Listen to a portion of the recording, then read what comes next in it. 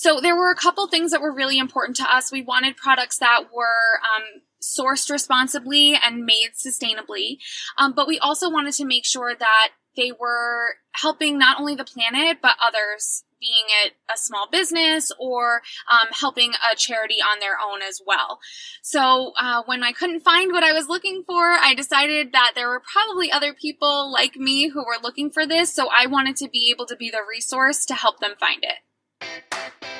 Welcome to the Wear, Wag, Repeat podcast. I'm Tori Mystic.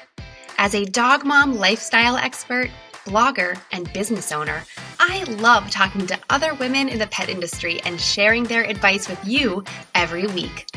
Sit, stay, and listen to the latest episode.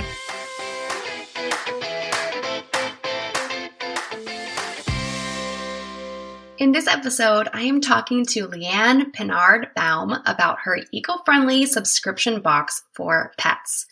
Through her brand, Pure Earth Pets, she's educating pet owners on how to create a more sustainable life with their dogs. But she doesn't stop there. Leanne also works with a lot of her vendors and small businesses in the pet industry to help them figure out how to make their packaging and business practices more eco-friendly as well. She really walks the walk and has thought of the environmental impact of every last detail of her business.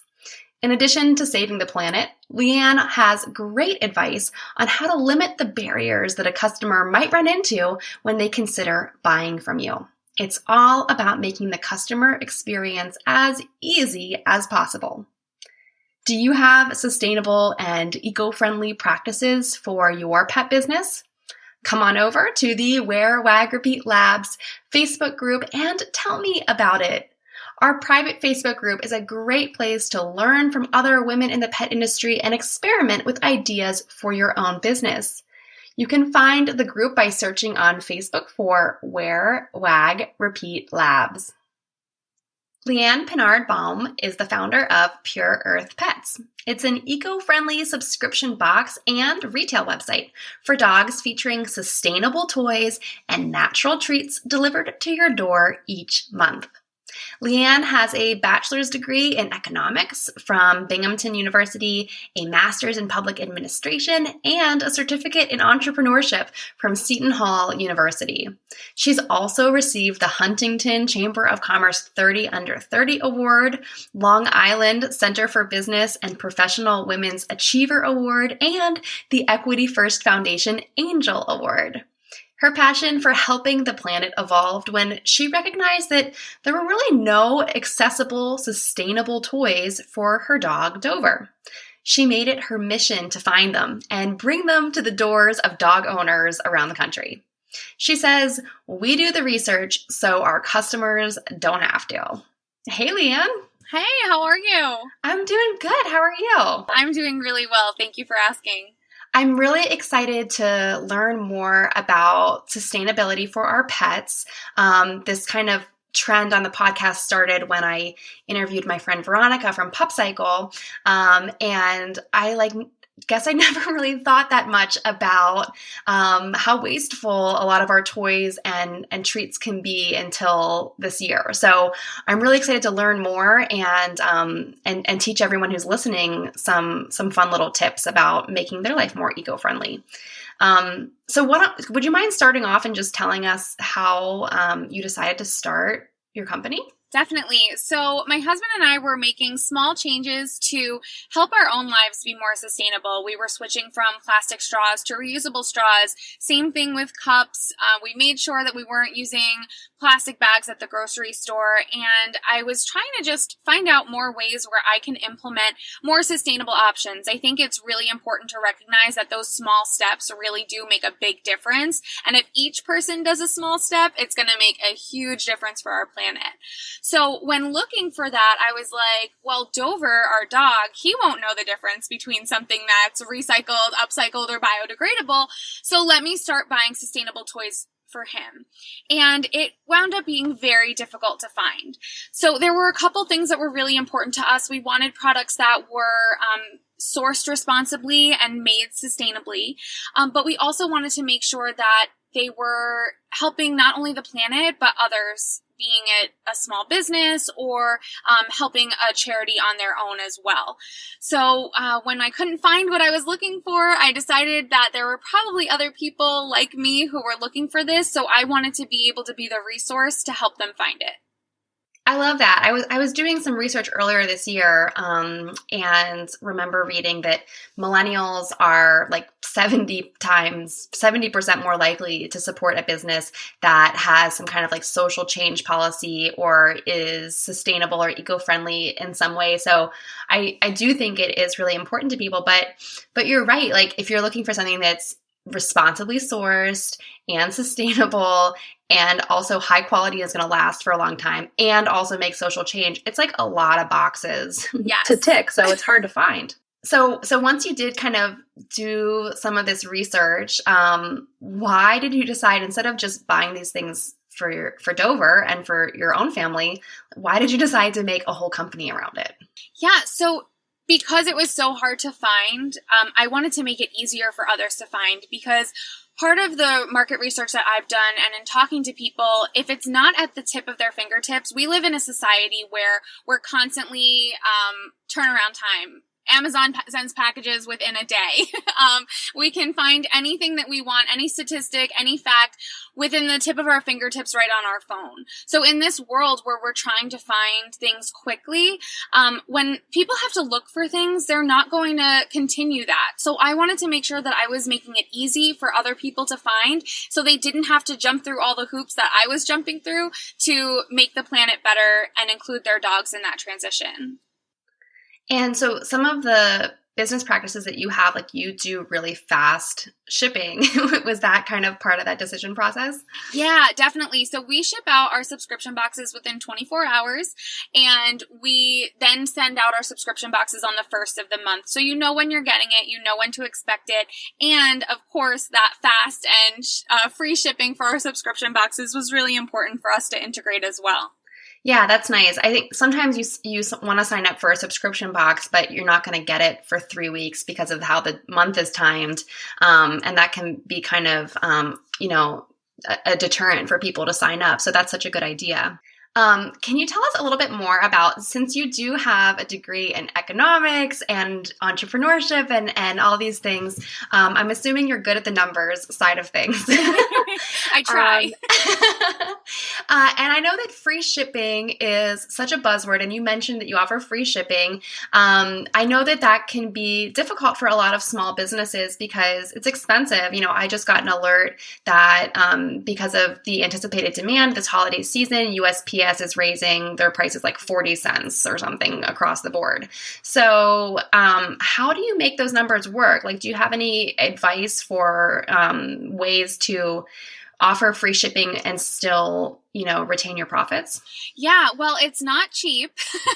Offering free shipping as a small business is certainly not a cheap way to do it. But for me, putting the toys and the natural treats in front of people across the country, in front of dogs, so that they can enjoy it, and pet owners can see how it doesn't make a difference in the dog's life. Like they don't know the difference of whether it's biodegradable or not, but we do. And the big impact that it has on the planet is just so important. So I wanted to make sure that we were putting out free shipping so that not only can we get our products in the hands of other people, but so that we can make sure that they want to get it. Right. So again, like eliminating any kind of like barrier exactly for people deciding to get this. And I think what's so great is that like once they do get it, like you said, they see that it's not, because it's biodegradable doesn't mean it's going to like fall apart. Exactly.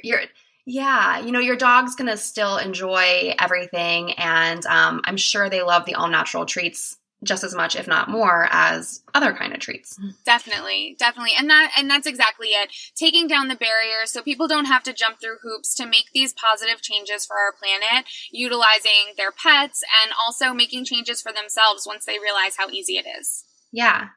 So this is a great little segue. I was looking at your website and you had this little factoid that I just wanted to share with everyone. And it said that over 300 million pounds of plastic pet food and treat bags are generated in the US each year.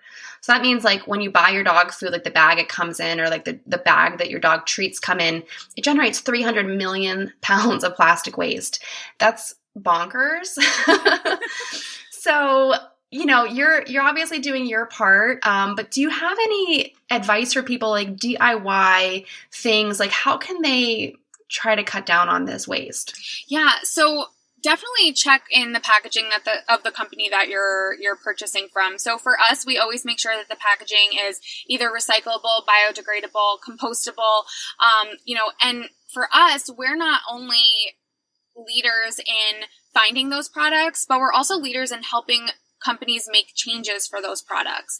So we've had conversations with multiple companies who have not offered at the very least recyclable packaging. And through the conversations that we've had, they've started to understand the importance of making that change. So with that, it's very important to check the packaging that you're already purchasing from, but it's always better to recycle or upcycle. So this past Earth Day, we had an Earth Day celebration where we went through amazing different recipes to make your own treats, but also ways to upcycle and make your own dog toys. So one of my favorite dog toys, and I should say Dover's favorite dog toy that we made ourselves, was actually made from cut up t-shirts. So I took a sweatshirt of mine that I no longer wanted, and I wound up cutting it up and weaving it together, braiding it together, and attaching it to a toy that he had kind of gotten bored of. Just like dogs get bored of toys too. So I repurposed this toy that we do have in the shop. It was an earth ball, so it was perfect for Earth Day. And I strung the t-shirt through it. So I repurposed this toy. I gave it new life for Dover, but also I didn't purchase something new. And I think that's something that everybody can do at home. If there's an old toy that their dog is no longer playing with, figure out a way to repurpose that and bring new life to it. That's such a great idea because it might not seem like a big move, like you're really making a big impact. But if you went to the store and bought something, it's just like the carbon footprint of getting that toy to the store in the first place. And then like the plastic bag it goes in when you buy it from them and the packaging and like all this stuff, it really does add up. It does. And that's really what our business is all about, like taking those small changes so that it doesn't add up anymore. All of our boxes that we ship in are fully biodegradable, and they're actually printed with soy ink. Yeah, they're printed with soy ink so that they're not adding more waste to the environment. So if you do recycle them, or if you do throw them out, they're not contributing to harmful toxins in the environment because it's soy ink. Okay, I'm gonna ask a stupid question, but like your box, it looks like a regular cardboard box, but is it like a different kind of material that makes it biodegradable? Yeah, so it's a thinner material. So the cardboard breaks down faster, and it's biodegradable, compostable, recyclable, reusable. And that's what was when we were looking for boxes. We didn't want something that was fully printed and fully colored because that adds more waste to the environment. So because it doesn't have those excess toxins, so to speak. I see. Yeah, it makes it better for the planet. Oh, cool. And then like you do print your logo on it, but you're using soy-based natural inks to do that. Yes. Oh, very, very cool. I never thought about that. Yeah. We've, like I said, it was really a labor of love when we were researching and trying to figure out what the best way to send our boxes, what the best way to have a subscription-based business that is environmentally friendly. We also don't include any cards. So in other subscription boxes you might get, each month you'll get a card that shows you what's in the box. So that to me is just excess waste. So we only email out what products are coming in your box so that we are not including excess packaging. We also include a biodegradable and printed with soy ink. I'm losing the word in my mind right now. Oh my goodness, tissue paper. So it's a tissue paper packaging instead of bubble wrap or anything else. And it's just super, super environmentally friendly. And that's really what we were trying to accomplish. I love that you've thought of like really every little detail down to like minute things like the card that would go in and emailing it instead. That's such a good idea. Thank you. And I also think it's really amazing that you're working with your vendors to help them, make more eco-friendly packaging. It's like a what do they call it? Like butterfly effect. Yes. I guess. You're not only educating consumers, but you're actually kind of, re-engineering the industry a little bit in your own way, which is really impressive. Yeah, that's what we're trying to do. Small steps. When I founded Pure Earth Pets, I really wanted us to be a resource not only for our customers, but for other manufacturers as well. So through our blog, we post a lot of amazing content that shares either recycling, upcycling, different things that you can do with your dog, but then also what you can do individually for yourself that can make the planet healthier as well. That's such a great resource. And I know that everyone listening to this show and like my audience, everyone is, pretty much small business owners. They might be like solopreneurs. And it's just so hard to figure out everything. A lot of us wear every hat in our business. And it's just like, it seems like you have to research everything so much. So thank you for, providing so many resources. It's really, really helpful. Absolutely. I was just going to say, I'm happy to help small businesses too, because that's really part of our mission as well. A lot of the products that we purchase from are not big businesses. They're small businesses, mom and pop shops, solopreneurs, if you will. And they're individually made, they're small batch. So it's just really important to us that we're also giving back to the local entrepreneurs across the country as well. Although I love what I do, it would be nice to spend less time working and more time with my dogs. Don't you agree? I always felt like if I could just get my website traffic up, it would open so many doors for me and my business. I used to spend hours posting my links all over the place.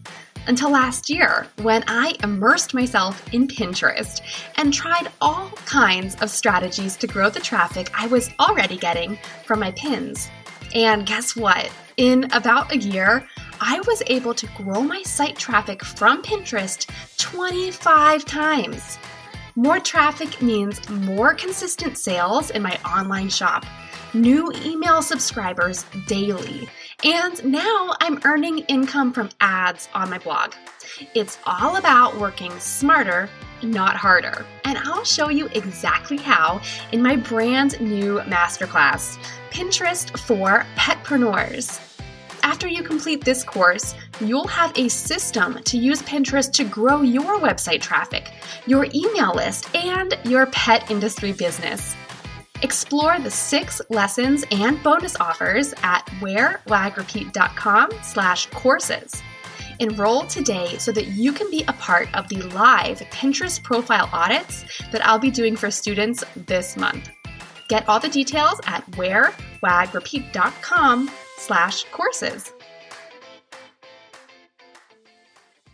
So at the very beginning of our conversation, you talked about looking for companies that have a charitable component or some kind of like social change component. And of course, since you really walk the walk and talk the talk, you support a different charity every month. Can you tell us a little bit about that program? Yeah, definitely. So when I founded Pure Earth Pets, my career has always been in fundraising. So I knew that it was very important to me that I wanted to not only give back to the planet through my company, but I wanted to give back to local organizations that needed the help as well. We have a rescue dog. So Dover was rescued from Texas and brought up here to New Jersey. And when we saw the amount of love and dedication that went into these dogs, we definitely knew we wanted to support pet-related charities. Not specifically rescues, but just pet-related charities that help our forever friends. So each month we have a nominated charity nominated by our customers, and we donate a portion of the proceeds back to that charity so that they can further their mission across the country as well. And it looks like you've partnered with a huge variety of different kinds of nonprofits. Which nonprofit do you know who you're going to be supporting in like November or December this year? I don't. So I usually save it for the last minute just because we get so many nominations. So it's so hard for me to choose. So how do you choose? It's so difficult. So for example, we've recently brought in more themed boxes. So with our, September was a back to school theme. So we supported a charity that teaches dogs to be support animals. So that I just thought was so cute because it kind of went together. Back to school, they're teaching animals to be support animals for others. So it was kind of that's kind of how I choose. It sounds silly. I love it. It's very adorable. That's how I would choose. Thank you. I love a good theme. Yeah, no, I definitely love that. But then also, I really pay attention to the need of the charity. So if they have a program going on or something that they're trying to raise funds for, I really want to support that as well. I think crowdfunding is a number one way for nonprofits and small businesses and everyone to just get involved with small amounts of donations, and supporting charities that have those ongoing initiatives is really important as well. And then we do include a little blurb about the charity on our blog, but then also in the monthly email that our email subscribers get. So they can learn about the charity as well, and they can donate if it's something they choose to do on their own as well. Awesome. So I want to kind of switch gears a little bit. We've been talking so much about sustainability and everything like that. But you've done a great job of growing this company and growing your customer base. Do you have any advice for people who are listening about how to get the word out and, especially leading up into the holiday season, any kind of marketing tips for people? Yeah, I definitely think it's important to just stick with it. I think we can all agree as entrepreneurs that it is a wild ride and it is a roller coaster that sometimes you just want to jump off and never look at again. And I think that it's just really important to stick with it. There's a quote that sticks in my mind, and it's like, you can fall down you can fail 4 times, but that 5th time you can get it. And I think that's so important to remember that as entrepreneurs, you have to stick with your mission. You have to stick with your brand and believe in it yourself. And if you continue to put that out, even when times get hard, people are going to notice and they are going to realize that what you're doing comes from such an amazing place. In terms of marketing, I think just building your fan base. The very first thing that I did was start my Instagram, and I have engaged with every single follower. I've started messages with all of them too, and I really have grown to know and love the dogs that I am working with on Instagram. It's funny as well because I feel like I talk to dogs all day long on Instagram, but I very rarely know the human's name. So I'm just like, yeah, that's Tucker, that's Sally. I know. I'm friends with a lot of dogs on the internet. Yes. Well, okay, so this is the perfect segue now to ask about Dover. Tell us more about him. Yes, Dover is a riot. So we rescued him as a puppy, and he was rescued as a puppy and we adopted him, and he has just been such a wild ride of love and I don't even know. He's got such a personality. You know that he is he almost is like a person, I want to say. But he loves to try all the treats, so everything that we have is Dover approved. And I did that because I wanted to make sure that if my dog wasn't going to eat it, then I didn't want other dogs to eat it either, because he has a very, very, very particular palate. So everything is Dover approved, and he gets to taste test everything, which I think is his favorite part of the job. And he also gets to play with all of the toys. So he's taken this business by storm, and I'm glad that he's pulling his weight and doing his job. This, just listening to you talk, it reminds me, I had an animal communicator on Liz a while ago on the podcast, and she communicated with my dog Bert. And she and Bert had this conversation that she relayed to me. And Bert said that, I think that Wear Wag Repeat is my business, but it's really our business. And he does a lot of work. People don't understand how much he's doing behind the scenes. So true. Every time we take a new photo, he's the model for it. He wears all the bandanas and he tries all the treats, and you could just tell when he's done. Like when I'm doing a photo shoot with him, he looks at me. He's like, "Mom, really? Are we doing this again? Like I think you got it in the first 25,000 photos you took." It's like there's nothing like working alongside your dog, and like you said, it's like you have a taste tester, you have a model, you have like everything right there in your dog. Mm-hmm. It's so true, and he loves it. At least I like to think he loves it. I'm sure he does. I'm sure that, they're just happy to be with us. So adding treats and toys and all kinds of attention and stuff to the equation just makes it better. Definitely. So I guess like the final question here would be, what can we expect to see from Pure Earth Pets in the future? Oh, so many things, I hope. I would love to expand Pure Earth Pets from a dog subscription box to other animal subscription boxes as well. We have been doing a lot of specialty boxes. So, for example, we just launched our birthday box where you can either get a happy birthday treat or a gotcha day treat, which I think is so super cute for people who did adopt their dogs and don't necessarily know their birthday. We also launched a vegan box, which I'm super excited about. A lot of our customers were letting us know that they wanted products that were only vegan. So we wanted to make sure we accommodated that as well. So there's a lot of things coming. There's a lot of excitement, and I'm just really excited to keep growing this business. That's really exciting. Well, I can't wait to, follow along and see what you do. The vegan box sounds like a really cool idea. Thank you. Yeah, it's been a hit so far, so I'm really excited about it. Well, I know just from I used to do a lot of event planning and stuff here in Pittsburgh, and of course I always had some kind of animal rescue component to it, and we used to have a burger cook-off in our neighborhood, and the proceeds from the tickets benefited a local animal rescue, and so people bought the tickets to support the rescue, but then they came and they were all vegetarians. They didn't eat burgers. Oh. Yeah, and so it was kind of fun, and we were like, oh, that makes sense. So, the next year we had a veggie burger. Oh my God, I love that, because it just also shows you that people want to support our pets. They want to support the animals, the rescues that we're working with, and just really everyone wants to make a difference in their own way. So being a resource to help them with that is super, super amazing. Yeah, and I think and listening, taking feedback, and that's so important. It sounds like you really do that for sure. All right. Well, can you tell us where people can find you? And I think you might have a special promo code for people who are listening. I definitely do. So you can find us at www.pureearthpets.com or on Instagram at pureearthpets. And if you wanted to try our subscription box, you can use code WEARWAGREPEAT for your first month free off a 6-month subscription. Awesome. Definitely check that out, everyone, and follow on Instagram. Leanne will message you and talk to your dog. Always.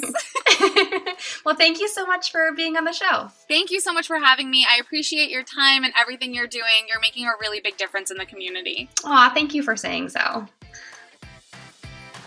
What did you like most about this episode? Find me on Instagram at TMystic and let me know what intrigued you or what questions you have about starting or growing your own dog-inspired business. You can also screenshot this episode and tag me in your stories.